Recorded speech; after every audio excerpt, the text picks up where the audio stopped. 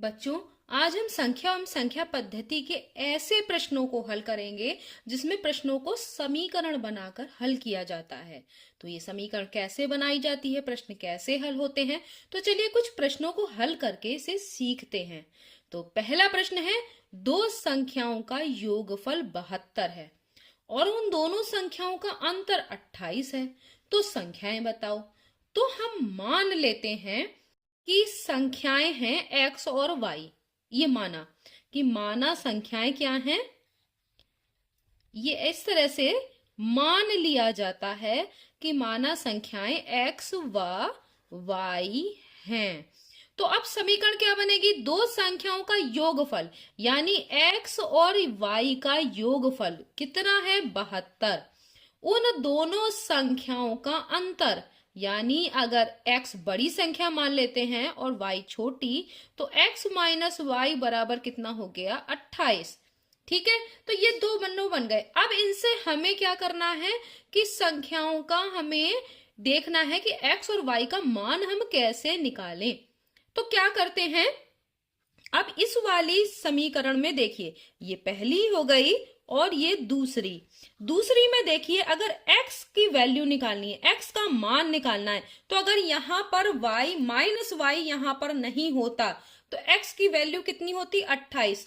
तो यहां से माइनस वाई आपको हटाना है, तो आप दो तरीके से हटा सकते हो, या तो यहां इधर भी प्लस वाई जोड़ दो और इधर भी प्लस का वाई जोड़ दो, तो ये दोनों कैंसिल हो जाएंगे।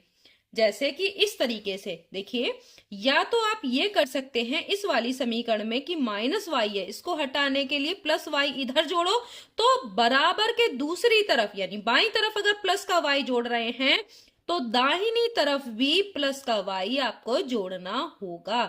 तो आपका ये दोनों कट जाएंगे और आपका x की वैल्यू y प्लस 28 आ जाएगी। या फिर आप ऐसे कर सकते हैं डायरेक्ट, ये तो हो गए। अब इस पक्षांतर विधि अगर आप इसको इस तरह से करते हैं, x बराबर, देखो अगर समीकरण में बराबर के बाईं तरफ कोई संख्या है, चाहे वो अक्षर संख्या हो चाहे वो अंकीय संख्या हो, अगर उसे दाहिनी तरफ ले जाओगे या दाहिनी से बाईं तरफ लाओगे तो चिन्ह बदल जाते हैं, माइनस प्लस में हो जाएगा, प्लस माइनस में। तो यहाँ माइनस है तो ये प्लस का इधर जाएगा, तो प्लस का y प्लस 28। इस तरह से भी कर सकते हो, तो आपको जो उचित लगे वो कर दिया आपने। अब ये x की वैल्यू यहां पर पहली वाली में रख दीजिए। देखिए x की वैल्यू आपको ये वाली आ गई। अब x की वैल्यू, क्योंकि हम कैसे मान निकालें, x की वैल्यू पहले वाले में रखो, तो यहाँ पहले वाले में x की वैल्यू रखोगे कितनी, y प्लस 28, और प्लस का ये देखिए y प्लस 28, x की वैल्यू यहां पर मैंने रख दी। अब यहाँ प्लस का y बराबर हो गया 72। y और y कितने हो गए, आप बताइए, y कितने हो गए, 2y यानी 2y, और प्लस का 28 बराबर कितना हो गया, 72। अब 28, 2y की वैल्यू कैसे हो जाएगी, 28 अगर नहीं होता तो 72 होती, तो 28 को हटाना होगा, 28 हटाएंगे, दाहिनी तरफ ले जाएंगे तो 72 में से ये घटेगा, क्योंकि इधर ये प्लस का है बराबर के बाईं तरफ, तो दाहिनी तरफ ये किसका हो जाएगा, माइनस का।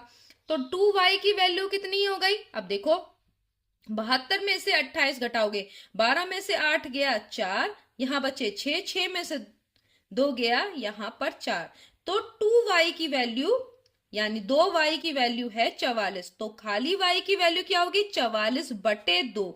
ऐसा क्यों हुआ, क्योंकि y की गुणा में 2 है, और अगर ये दाहिनी तरफ जाएगा बराबर के तो ये किस में हो जाएगा, 44 के भाग में। तो भाग में किया, आप काट दीजिए, तो यहां पर क्या आएगा, 2 दूनी 4, 2 दूनी 4, तो y की वैल्यू कितनी हो गई, 22। ये आपको y की वैल्यू निकल आई। अब y की वैल्यू इस वाले में रख दीजिए। ये देखिए तीसरी अगर आपकी समीकरण आई थी, यहां पर y की वैल्यू आप रख दीजिए, तो x की वैल्यू कितनी हो जाएगी, y की वैल्यू 22 प्लस 28, अब कितना हो गया, 8 और 2 आपका हो गया 10, 2 2 4 और 1 5, 50। तो 50 आपका क्या है, x की वैल्यू यहां निकल आई, x बराबर 50 आपकी x की वैल्यू आ गई, और y की वैल्यू 22। अब इन दोनों को जोड़कर भी देख लीजिए क्या 72 आ रहा है, हाँ भाई देखिए, 50 और 22 जोड़ेंगे 72, और दूसरी समीकरण में भी रख के देखिए, 50 में से 22 घटाएंगे तो आता है 28। तो आपने देखा कि ये किस तरीके से सवाल किए जाते हैं, जैसा जैसा लिखा है वैसी वैसी समीकरण बना लीजिए। मान लेते हैं कि कोई संख्या x है, कोई संख्या y है, इस तरह से मान के ये सवाल इस तरह से हल किया जाएगा। अगला सवाल देखते हैं। एक संख्या 36 से उतनी अधिक है। अब माना संख्या, वैसे एक संख्या है तो माना संख्या क्या लिख लेंगे, x है, संख्या x है। इस तरह से समीकरण बनाई जाती है, इसको कहते हैं समीकरण बनाना। कैसे बनाते हैं, माना संख्या x है, एक संख्या x 36 से उतनी अधिक है, जितना 86 से कम।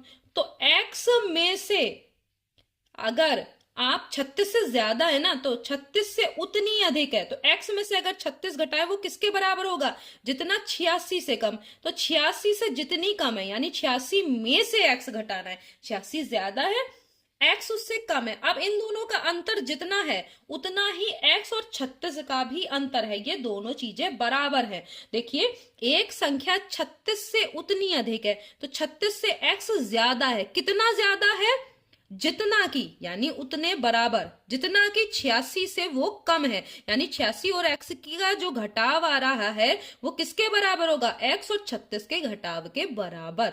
अब संख्या निकल आएगी। तो x को एक तरफ ले लीजिए और अंकीय संख्या को एक तरफ ले लीजिए और अक्षर संख्या को एक तरफ।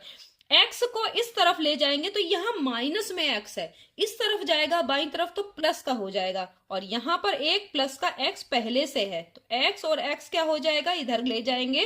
अब यहां पर रह गया 86 दाहिनी तरफ, 36 को अब हम रिप्लेस करेंगे, 36 को बाएं से दाईं तरफ शिफ्ट करेंगे तो ये किसका हो जाएगा, प्लस का। क्यों, क्योंकि यहां पर माइनस का है। मैंने अभी बताया था, बराबर के दाहिनी और बाईं तरफ जो संख्याएं हैं, अगर उन्हें एक से दूसरी तरफ रिप्लेस करते, जग आप एक तरफ से उठाकर दूसरी तरफ रखोगे तो चिन्ह बदल जाएंगे। तो अब यहां हो गया 2x, यानी x और x को जोड़ा 2x हो गए, 6 6 12, 8 3 11 और 1 12 हो गया। तो x की वैल्यू कितनी आ जाएगी, x की वैल्यू कैसे निकलेगा, यहां पर x की गुणा में 2 है, तो 2 किस में जाएगा, 122 के भाग में। अब इसको काट दीजिए, तो 2 6 12, 2 1 2।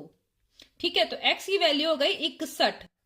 अब अगर करके भी देख लीजिए, x की वैल्यू 61 है, 61 में से 36 घटाइए, वो 86 में से अगर हम 61 घटाते हैं तो बराबर आना चाहिए। करके देख लीजिए, उत्तर की जांच, अगर आपकी वैल्यू सही है x की या नहीं। तो अब करके देखिए, 61 में से 36 घटाइए, तो आप ऐसे घटा के देख लीजिए, ये इस तरह से नहीं घटा पा रहे, तो देखिए 11 में से 6 गए, बचेगा 5, और यहां रह गया 5, तो ये हो गया 25। ठीक है, अब 86 में से 61 घटाइए, क्या यही चीज आ रही है 25, यहां 5 बचेगा और यहां 2, ये देखिए बराबर आ रहा है। एक संख्या और 36 का अंतर जितना है उतना ही 86 और उस संख्या का अंतर है, बराबर आ रहा है कि नहीं आ रहा है। इसका मतलब है आपका ये जो वैल्यू थी, ये उत्तर की आपने जांच की।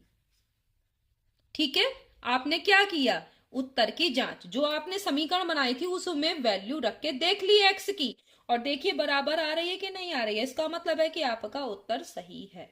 तो ये हो गया इस तरह के सवाल, और कुछ 2 सवाल और कर लेते हैं, तब आपको और क्लियर हो जाएगा कि इस तरीके के समीकरण वाले सवालों को हम कैसे करते हैं।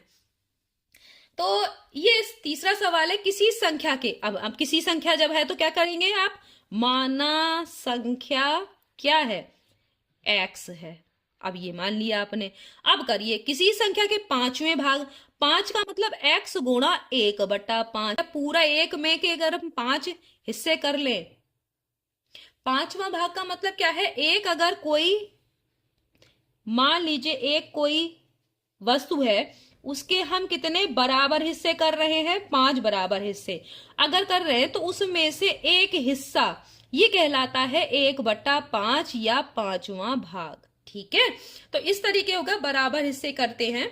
तो x का, अब मान लो ये x कोई चीज थी, उसका ये 5वां हिस्सा, तो x/5 हो गया, में से 5 घटाने पर कितना प्राप्त होता है? बराबर 5 प्राप्त होता है। इसमें से 5 घटाओगे तो 5 मिलेगा। अब मैंने क्या बताया था?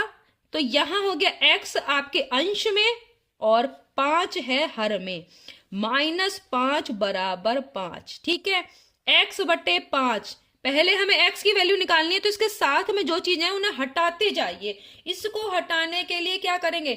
इसको दाहिनी तरफ आप ले जाएंगे, दाहिनी तरफ -5 ले जाएंगे तो +5 हो जाएगा। तो यहां पर 5 पहले से है और ये वाला जाएगा तो +5। अब क्या हो गया? x बटे 5 बराबर हो गया 5 5 10। यहां पर x की भाग में 5 है, तो अगर ये दाहिनी तरफ जाएगा बराबर के तो गुणा में हो जाएगा कि नहीं? तो x बराबर क्या हो जाएगा? 10 गुणा 5 बराबर 50। अब समझ में आया कि 50 आपका ये x की वैल्यू निकल आई किसी संख्या के। अब हम क्या करेंगे? उत्तर की जांच करेंगे। उत्तर की जांच कैसे की जाती है ये जरूरी है, जिससे कि आप जान जाएं कि आपका सवाल सही है। किसी संख्या के, अब संख्या आपको पता चल गई 50, 50 के 5वां भाग, 50 का 5वां भाग मतलब बटे 5 कर दीजिए, में से 5 घटाइए, करके देख लीजिए तो कितना प्राप्त होना चाहिए? 5। तो देखिए 50 बटे 5 करेंगे, 5 से काटिए, 5 दशम 50, 10 में से 5 घटाएंगे, कितना आ रहा है? दाहिना पक्ष आ रहा है ना 5। देखिए किसी संख्या के 5वें भाग में से 5 घटाओ, तो 5वां भाग, 50 का 5वां भाग क्या हुआ? 10। 10 में से 5 घटाने पे क्या 5 प्राप्त हो रहा है? तो इसका मतलब आपने जो x की वैल्यू निकाली है, x बराबर 50, ये उत्तर सही है। तो इस तरह से उत्तर की आपने जांच कर ली। अब एक और सवाल करते हैं जिससे आपको और क्लियर हो जाए। किसी संख्या के, फिर वही संख्या, तो आप कोई भी मान लीजिए, आप x की जगह कुछ और भी मान सकते हैं। मैंने इसे x मान लिया है। किसी संख्या, माना संख्या क्या हो गई? x है। अब आप कर लिए किसी संख्या के 2/5, अभी आपने किया तो संख्या का 2/5 का मतलब x का 2/5 के 1/3। अब इसका भी 1/3, तो 1/3 से और गुणा कर दीजिए, का 1/4, अब उसका भी 1/4, तो इसका मतलब 1/4 से और गुणा कर दीजिए, कितना है? 15 बराबर कितना हो गया? 15। समझ गए? अब ये जो देख रहे हैं अंश में क्या है? 2 और x अंश में, ये देखिए संख्या के अंश में कितना है? गुणा जब करेंगे तो यहाँ 1 की गुणा 1 की गुणा 2 कट भी जाएगा। यहां देखिए अभी 2 अंश में है और 4 हर में है, ये दोनों कट सकते हैं, तो यहाँ पहले काट ही लीजिए। 2 दूनी 4। अब अंश में कुछ नहीं बचा, केवल x बचा, और हर में कितना बचा? 5। अब आप लोग कुछ लोग यहाँ पे गलती करते, क्या कर देते हैं? 5 3 8 और 2 10, आप लोग गुणा की जगह पे जोड़ देते हैं। ये चीज गलतियां मैंने देखा है बच्चों को करते हुए। तो यहाँ गुणा का चिन्ह है, तो ये इन सब संख्याओं की गुणा होगी। 5 3 15, 15 दूना 30। समझ में आया? 5 3 15, 15 दूना 30। ये भाग में हो गया x के, यानी अंश में x है और हर में 30। आप भिन्न को समझते होंगे। यहां पर 15 है। अब चूंकि x के बटे में 30 है, तो वो किस में जाएगा? भाग में 30 है, तो इस तरफ दाहिनी तरफ बराबर के जाएगा, तो वो किस में हो जाएगा? गुणा में हो जाएगा। तो x बराबर क्या हो गया? 15 3 45, शून्य को छोड़ दिया करिए, 15 3 कितना हो गया? 45। अब एक शून्य ये वाला लगा दीजिए, संख्या कितनी हो गई? 450। अब हमको क्या करना है? अब संख्या का 40% क्या होगा ये भी निकाल लेते हैं। किसी संख्या का 40% प्रतिशत, प्रतिशत का मतलब क्या होता है? प्रतिशत का मतलब होता है अगर आपके 100 भाग हैं, किसी वस्तु के आपने 100 भाग किए, अब मैं कर देती हूं 1 2 3 4 5 6, 1 2 3 4 5 6 7 8, मान लीजिए ये 9 और ये 10 है ना। 1 2 3 4 5 6 7, अब इसको और बढ़ा देते हैं, 8 9 10। अब ये जो है इसमें देखिए 100 भाग हो गए, 10 इधर से 10 उधर से, इसका मतलब 100 हो गए। 100 खाने हैं ये। 100 खानों में से अगर एक खाना आप लेते हैं तो इसको लिखेंगे 1/100, और इसी को कहते हैं 1%। ठीक है। 100 खानों में से 100 बराबर खानों में से अगर आप एक भाग ले रहे हैं, एक खाना ले रहे हैं, तो वो हो गया 1%। अब इस संख्या का कितना 40% निकालना है। का मतलब गुणा 40%, प्रतिशत की जगह पे क्या होता है 1/100। तो यहां पर आप प्रतिशत का निशान हटाने के लिए क्या करेंगे 40 बटे क्या कर देंगे 100 बटे में 100 कर देंगे कि नहीं। ये देखिए मैंने अभी क्या आपको बताया है। ठीक है, तो यहां से 0 से ये 0 कट गया, इस 0 से ये 0 कट गया। 45 चौक 180, क्यों 45 दूनी 90, आप जानते हैं 90। और अब आप देखिए ये ओरल गुणा है, आपको इस तरह से करने में, या फिर आप ऐसा भी कर सकते हैं, आपको जानते हैं ये व्यवहार गणित में आता है। ठीक है कि आप जैसे किसी दुकान पे जाते हैं तो किस तरह से गुणा करते हैं, तो इस तरीके से आप पहाड़ा पढ़ के भी कर सकते हैं। 45 दूनी 90 और 90 का फिर दुगुना करेंगे तो क्या हो जाएगा 180। ये हो गया आपका संख्या का 40%। तो संख्या थी आपकी 450 और उसका 40% 180 हो गया। अब आपकी संख्या 450 थी, ये कैसे आप जाने, फिर उत्तर की जांच आप कैसे करो। तो आपको उत्तर की जांच भी मैं करा देती हूं। उत्तर की जांच, तो इससे आप सवालों को समझ पाओगे कि अब संख्या के 2/5, भाई संख्या कितनी थी आपकी 450, निकल के आई है का 2/5 का 1/3 का 1/4, इतना सब कर लिया। ये 15 आना चाहिए। अब काट के देख लो कि आ रहा है कि नहीं। तो 2 से तो भाई आपने 2 काट ही दिया था पहले, 2 दूनी 4, फिर काटो 5 से कटेगा कि नहीं, 5 9 45 और 0 का 0, फिर ये 3 से कटेगा, 3 तिया 9 और 0, फिर 2 से कटेगा 30, 15 बार। आ रहा है कि नहीं आ रहा है 15। इसका मतलब आपका जो x का मान यानी संख्या थी 450 वो बिल्कुल सही निकल के आया है और उसका आपने 40% निकाल लिया। तो इस तरीके से आपने देखा कि किस तरह से इन सवालों को किया जाएगा। इसी तरीके के मैं कुछ और प्रश्न आपको जब क्विज दूंगी तो उसमें इसी में ही संख्या बदल बदल के दूंगी ताकि आप इनकी और प्रैक्टिस कर पाओ। तो आशा है कि आज वाला जो वीडियो है उसके सवाल आपके समझ में आ गए होंगे। नेक्स्ट वीडियो में हम और प्रश्नों को समीकरण बनाकर हल करना सीखेंगे। तब तक के लिए धन्यवाद।